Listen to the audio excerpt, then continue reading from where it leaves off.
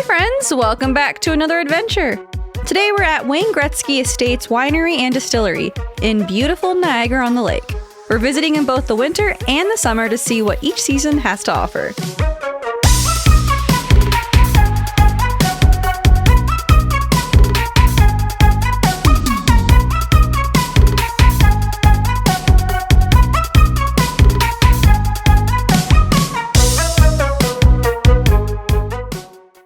Wayne Gretzky is widely considered the greatest hockey player of all time.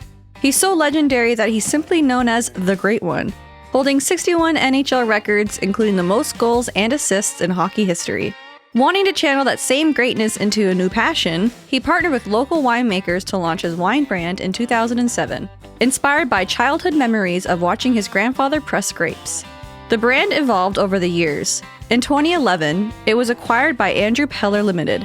In the spring of 2017, they officially opened the stunning 23,000 square foot Wayne Gretzky Estates Winery and Distillery in the heart of Niagara-on-the-Lake, the first combined winery and distillery of its kind in the region. Just like Wayne's hockey career, this place has built quite the reputation. Their wines have earned awards like gold at the Niagara Cuvée Awards and multiple honors at the British Columbia Lieutenant Governor's Wine Awards. Their spirits have also received major recognition, including Cream Whiskey of the Year at the Canadian Whiskey Awards. We first came here in the winter, and let me tell you, Wayne Gretzky Estates transforms into the ultimate Canadian winter wonderland. The crown jewel is their outdoor skating rink where you can lace up your skates and glide across the ice. Once you've worked up an appetite, you can head over to the heated whiskey bar patio to warm up by the fire, sip on seasonal cocktails, and grab a few warm bites. If you look closely at the center ice, you'll spot something pretty special embedded in the concrete. A Canadian $1 coin, also known as the Lucky Loonie. Why is it there? It all goes back to the 2002 Salt Lake City Winter Olympics, when Wayne Gretzky was the executive director of Team Canada's men's hockey team. A Canadian ice maker secretly buried a loonie beneath center ice for good luck because Canada hadn't won Olympic men's hockey gold in 50 years. Apparently it worked. Both the men's and women's teams went on to win gold, and the Lucky Loonie has become one of Canada's most famous hockey traditions.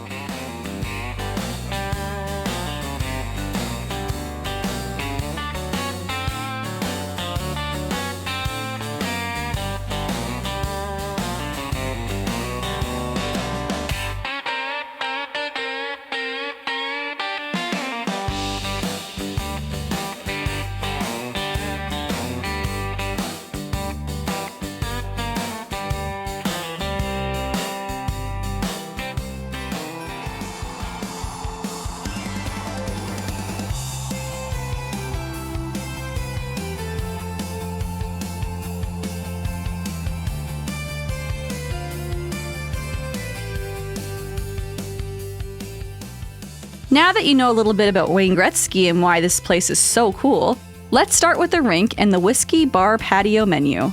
We both grabbed something to drink. Mike ordered the Rendezvous by the Rink, made with ice storm vodka, ginger liqueur, acid-adjusted orange juice, and spiked cranberry.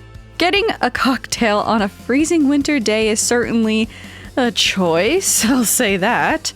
It was really cold this day, so I stuck with a classic hot chocolate. Mike's cocktail was pretty strong and honestly felt more like a fall drink than a winter drink. The flavors were nice, but the alcohol really stood out.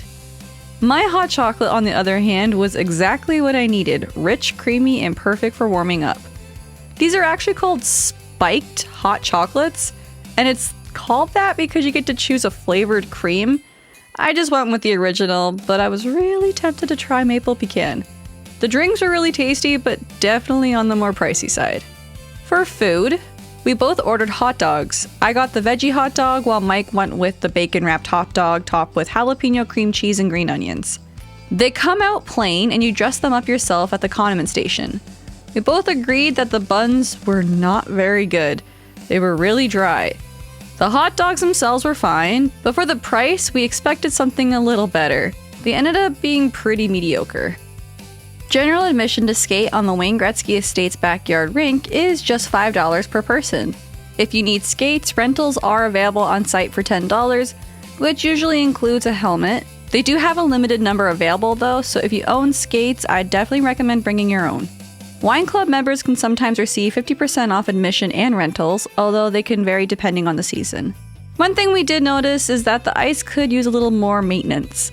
There was quite a lot of snow buildup and it could have used a lot of fresh cleaning. That said, we still had a great time, and if you're a hockey fan, this is absolutely worth checking out.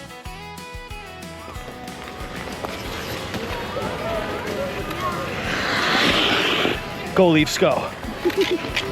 Hey hoser. Let's go Bulldogs. Hey hoser, you cruising for a bruising? Hey hoser. You cruising for a bruising? Hey hoser, you cruising for a bruising?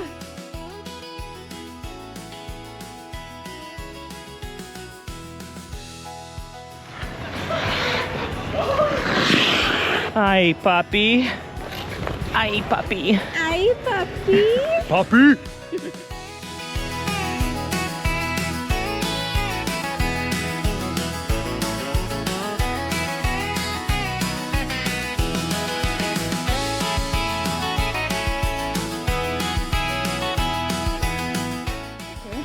Just sitting for a minute. One more lap. Okay. There's probably some scouts here, so I'm just, you know. One more lap? One more lap. Because Okay. there's, you know, there could be scouts here. Yeah, absolutely.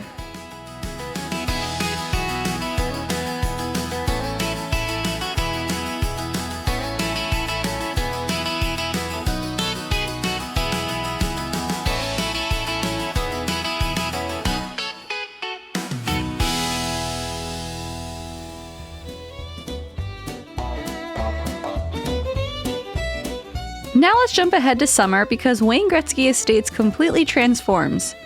The skating rink disappears and becomes the beautiful wine garden. Every Sunday through July and August, they host their free summer live music series, where you can sit by the water, enjoy local musicians, and sip on wine or cocktails in the sunshine.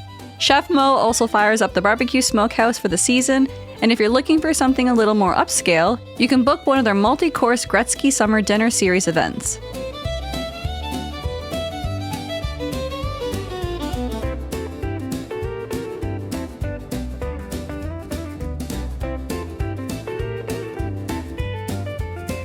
We came back during the summer for my birthday to do their wine tour with our good friend Aiden.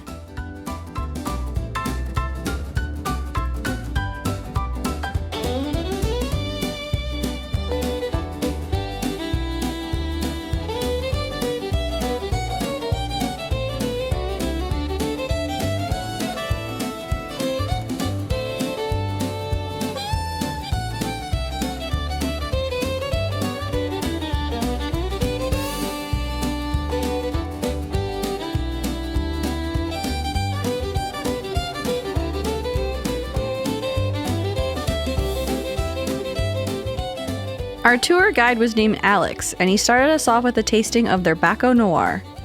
It has a beautiful deep purple color with aromas of black cherry, plum, blackberry, smoky oak, vanilla, and a little cider spice. It's medium-bodied, smooth, and really easy to drink. We're not usually red wine drinkers, but we really enjoyed this one.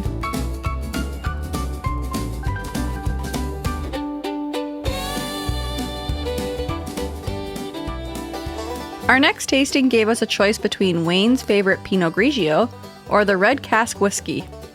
Mike and Aiden both chose the whiskey, while I went with the Pinot Grigio, which is apparently Wayne Gretzky's favorite wine. The Red Cask Whiskey is aged in bourbon barrels before being finished in red wine barrels, which is where it gets its name and its red color. Mike and Aiden had it before, and it's an easy sipping whiskey with rich flavors of caramel, toasted almond, vanilla, and just a little nutmeg spice. My Pinot Grigio was exactly what I like in a white wine. Light, slightly sweet, crisp, and really refreshing. We can definitely see why it's Wayne's favorite.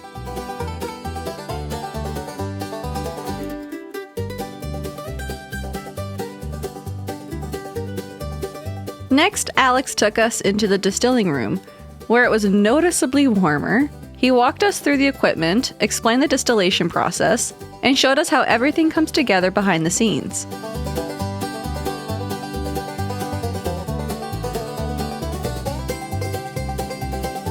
After that, we headed downstairs to try one of their newer products, the Wild Blackberry Mule, one of their pre-mixed whiskey cocktails. This was honestly our least favorite tasting of the tour.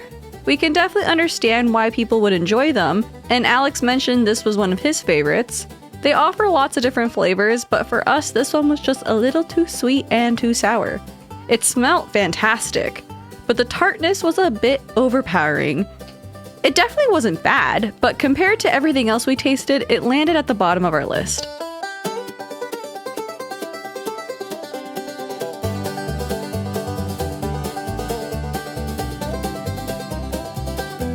The tasting that definitely didn't end at the bottom of the list and honestly became our favorite of the entire tour was their cream whiskey. This is their maple whiskey. It was rich, smooth, and full of caramel, maple, vanilla, and warm whiskey flavors. It gives you those warm, nice fuzzies inside. This would be amazing mixed into all kinds of drinks. I've actually used the vanilla bean cream in a hot chocolate before, and it takes it to another level. That vanilla bean flavor has also picked up some impressive awards, including a bronze medal at the Canadian Whiskey Awards, and a double gold with an incredible 98-point score at the San Francisco World Spirits Competition. After the tour, we decided to keep the good times going and headed out to the patio for a couple more drinks. Aiden kept things simple with a classic Sauvignon Blanc. I ordered the Don't Think Twice, made with brandy, pineapple, strawberry, coconut, lime, and clarified Canadian whiskey cream. The drink was fantastic. It was fruity, creamy, and honestly tasted like a tropical vacation. The coconut gave it such a smooth finish, and all three of us agreed out of all the drinks that we ordered, mine was the best. It was, though. You even said so. Mike went with the Moving to the Country, made with double oaked whiskey, peach lemonade, old-fashioned syrup, and thyme. This one definitely packs a punch. The whiskey is the dominant flavor, but the peach lemonade comes through nicely afterward. I also tried his bruleed peach garnish, I believe is what they were going for. Unfortunately, it wasn't really in season, and it was pretty tough to bite into, but I appreciated their creativity. After visiting Wayne Gretzky Estates in both winter and summer, we can definitely say each season offers something completely different. Whether you're coming to skate, enjoy live music, relax with a glass of wine, or take one of their tours, there's a lot to enjoy here. We do think it's on the pricier side, especially once you start adding food and drinks, but the quality of wine, spirits, and the overall atmosphere made for a really enjoyable visit. If you're someone who plans on visiting more than once, their membership benefits honestly seem like they could be well worth it. And if you're a hockey fan, this place is almost a must visit. Between Wayne Gretzky's story and all the memorabilia throughout the estate, and even getting to skate on the famous Lucky Looney Rink, it feels like part winery, part hockey museum. Alright friends, thanks so much for watching. We'd love to hear what you think. Do you agree with our opinions? Let us know down below. Also leave your recommendations for anywhere else you'd like us to visit, and don't forget to subscribe, and we'll see you in the next one.